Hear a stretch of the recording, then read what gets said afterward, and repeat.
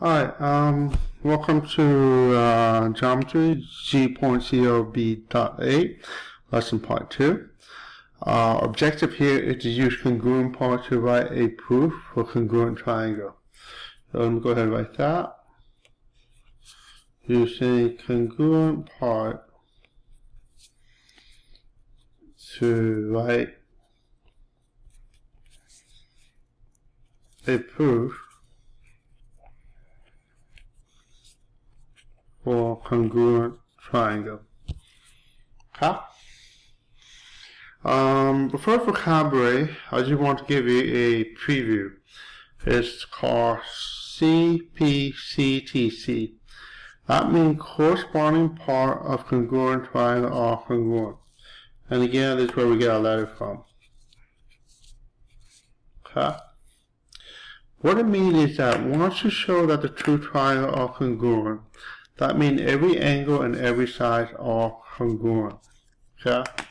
So if you show that these two triangles are congruent, that means every angle and every side are congruent. That's all it means.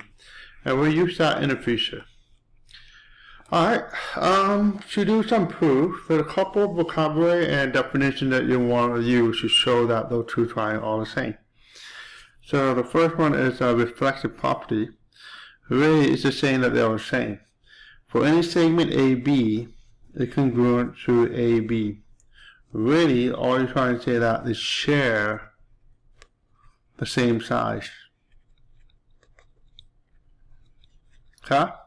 So when you see two triangles next to each other and they share the same size, you go ahead and use that reflexive property. Okay? Symmetric property is basically you just switch it around. You have AB congruent to CD. It's the same thing as saying CD is congruent to AB. That's what symmetric is. All you do is just switch around. Next one is about angle. Same concept. For any angle A, for reflexive property right here, that means angle A is congruent to angle A.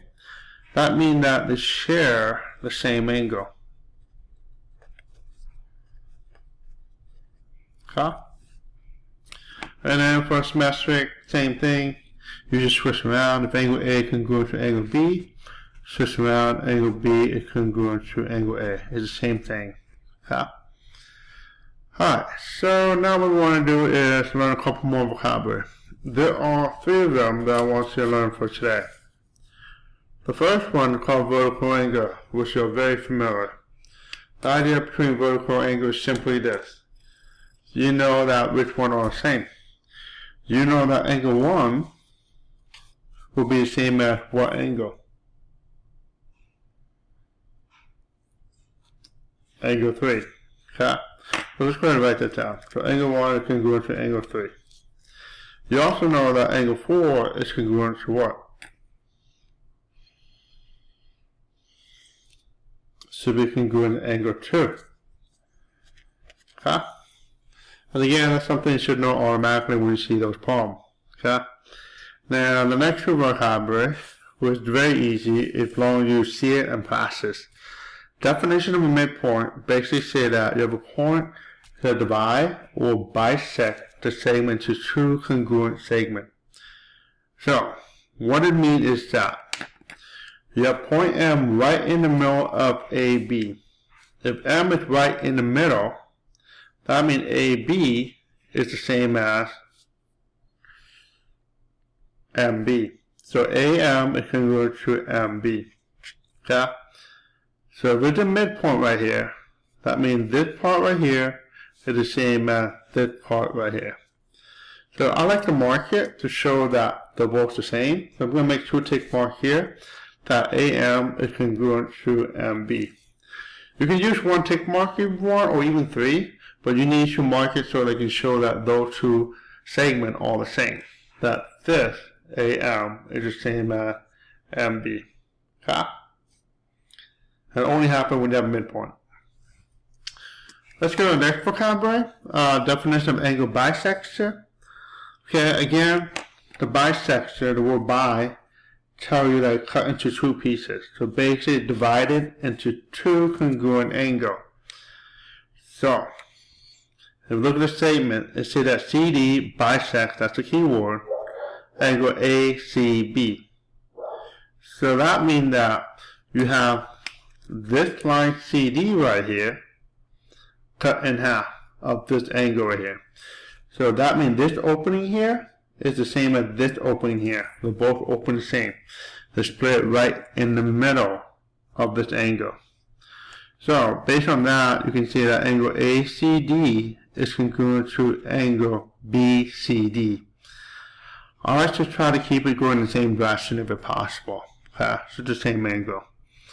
Alright, so based on this vocabulary, this definition that you know so far, you're going to go ahead and use that information to prove it. Okay, so let's take a look at example 1 together. So example 1, you're given these two. AE is congruent to DE and BE congruent to CE.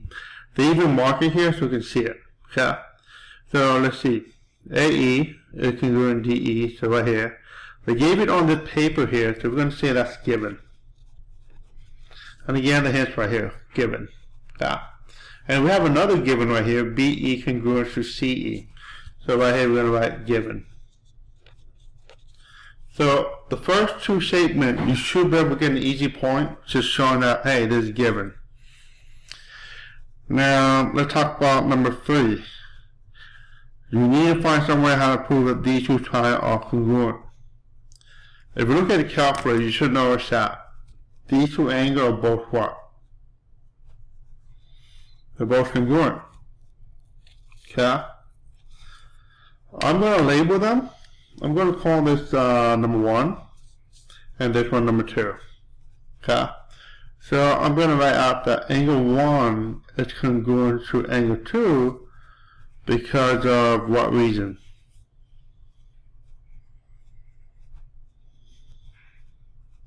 Because these two are vertical angle. Okay? So remember that vocabulary covered in the beginning? Yep, you're going to have a use of. For those who want to be more detailed, you can actually write angle AEB is congruent to DEC. Because I'm saving time, I'm just going to label it 1 and 2 here. So, how much information do we have so far? We have 3 information. We have this, same as this. The angle here is the same as this angle. And this side here is the same as this side here. So that means these two triangles, if you separate them out, are both the same because of size, angle, size. Okay? Now, if you have a hard time seeing this, I recommend you just draw 2 separate triangles. Here's 2 separate triangles. And here you mark it. These two are the same. And you can identify it. Okay. So that's what you're doing. You're trying to prove logically why it's true, and you're giving all the reasons. It's a great way to train your mind to figure out exactly how to prove it. Let's go ahead and do one more example and see how we can do it. In this particular example, they didn't set it up for you. But that's fine, you just draw it out. So first thing first, you set up a 2-column proof. And here we're going to write statement. You don't have to, but at least that way you understand exactly what's going on beneath. So based on the picture, I notice that PQ is the same as PS. So let's go ahead and write that. PQ is congruent to PS. And because we got from this picture here, we want to say that's given because I mark it for you. So if I mark it for you, we can call that given. Here more, QR is congruent to what?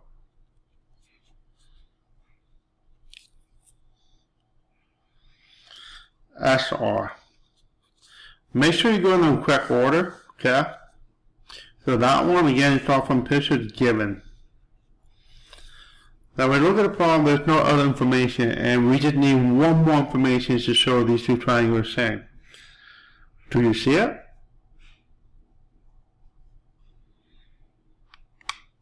Okay, if you don't see it, then that's what I recommend. Take the triangle and split it out. Notice that these two triangles both share the same side here.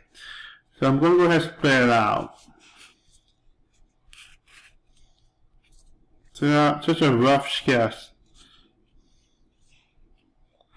When you do that, you notice that they both share these two same sides here. They both share that PR here.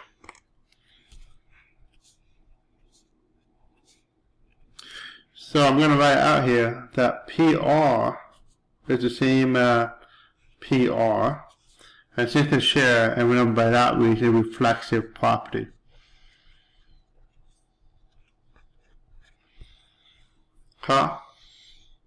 So look like we have the information to show those two triangles are the same. So let's go ahead and write our last part. The last part is only going to have this statement. We'll have triangle PQR congruent to triangle PSR. So whatever the last statement, the last reason must be in that proof here. And the reason will never be proof.